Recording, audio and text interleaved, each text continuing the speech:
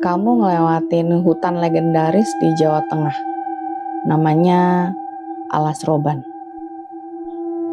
Episode kali ini aku mau membawakan cerita dari DM yang masuk lewat TikTok.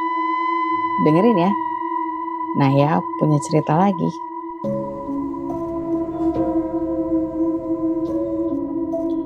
Aku mengemudi sendiri, melintasi Alas Roban, hutan tua di jalur Pantura Jawa yang konon katanya banyak menyimpan cerita.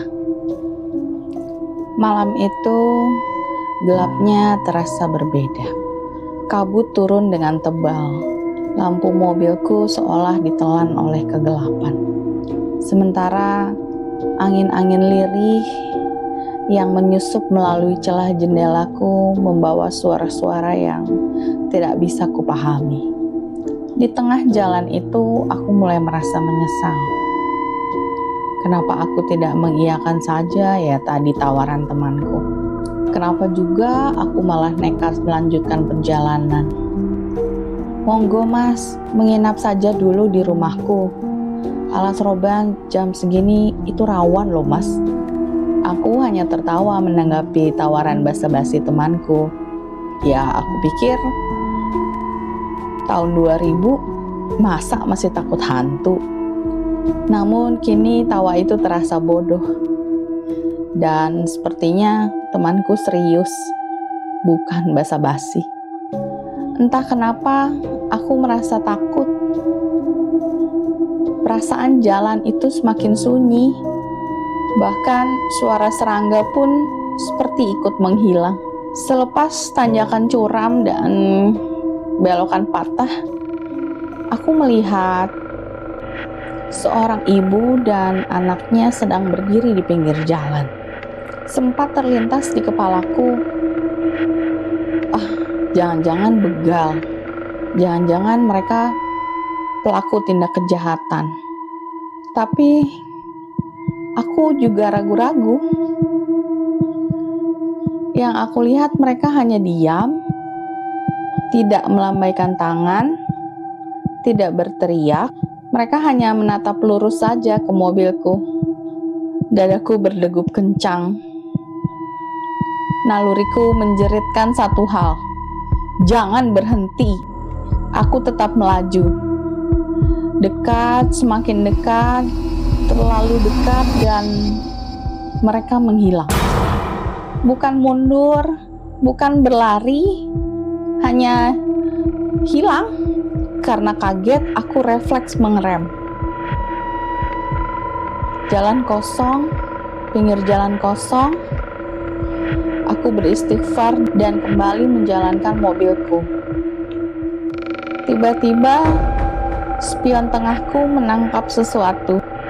Di kursi belakangku, ibu dan anak itu sudah duduk. Diam. Terlalu diam, menatap ke depan, ke arahku. Keringat mengalir di pelipis. Aku tidak berhenti berzikir di dalam hati, mengulang-ulang doa yang sama berharap mereka segera pergi. Aku memaksa diriku untuk fokus, menyetir, menghadap ke depan tanpa punya nyali untuk nengok lagi ke belakang. Di tengah kepanikan itu, ingatanku melayang pada cerita yang pernah aku baca di suatu website tentang banyaknya kecelakaan yang terjadi di tempat ini karena panik. Pengemudinya rata-rata bilang mereka kehilangan kendali setelah melihat sesuatu. Penyebabnya kurang lebih sama dengan yang apa aku alami sekarang. Aku jelas tidak mau berakhir seperti mereka. Pengalaman horor saja sudah cukup. Aku tidak butuh bonus patah tulang. Aku harus tenang, aku harus fokus. Itu saja yang aku ulang-ulang di kepalaku. Bergantian dengan zikir dan doa-doa yang aku ingat. Hanya Tuhan yang tahu seberapa paniknya aku saat itu. Apalagi ketika mataku selalu tanpa sadar melihat ke spion tengah.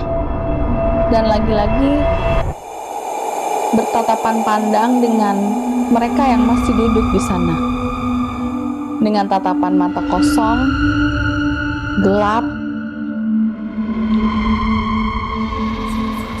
tak berkedip menatap ke arahku. Waktu berjalan terasa sangat lama.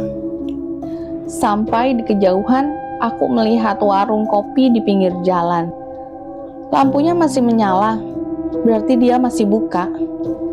Tanpa berpikir panjang, aku menepi. Aku mematikan mesin, dengan tubuh gemetar keluar dari mobilku. Langsung masuk ke warung kopi tanpa berani menoleh lagi. Di dalam hanya ada seorang bapak tua sendirian. Tatapannya jatuh ke wajahku yang aku rasa sudah sangat pucat. Namun, beliau tidak menunjukkan raut terkejut sedikit pun. Seolah-olah ia sudah biasa melihat orang-orang sepertiku. Ia hanya bertanya singkat, "Kopi, Mas?" "Iya, Pak," jawabku pendek.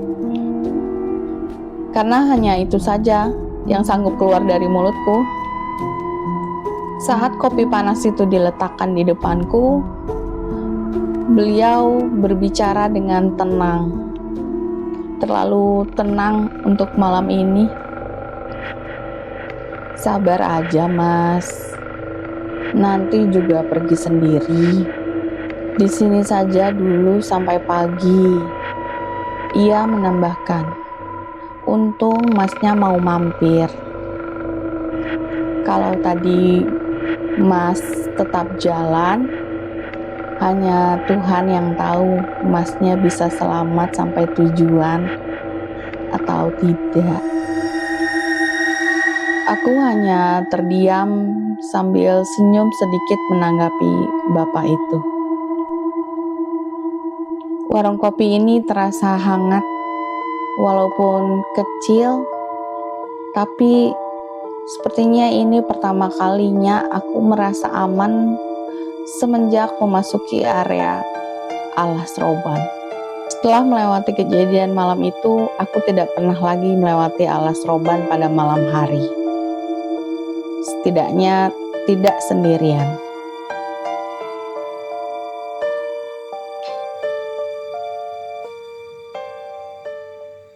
Itu dia ceritanya. Jadi Mas A ini kirim DM ke aku. Dia bilang, "Aku di sana loh Mbak sampai pagi. Benar-benar sampai pagi. Awalnya aku pikir si bapak ini juga warung jadi-jadian, tapi alhamdulillah bukan. Nggak kebayang kalau ternyata warung kopinya juga jadi-jadian." Sekarang lagi viral tuh, mau tayang film Alas Roban. Tonton deh, seru banget pasti. Oke deh, aku pamit dulu ya. Wassalamualaikum warahmatullahi wabarakatuh.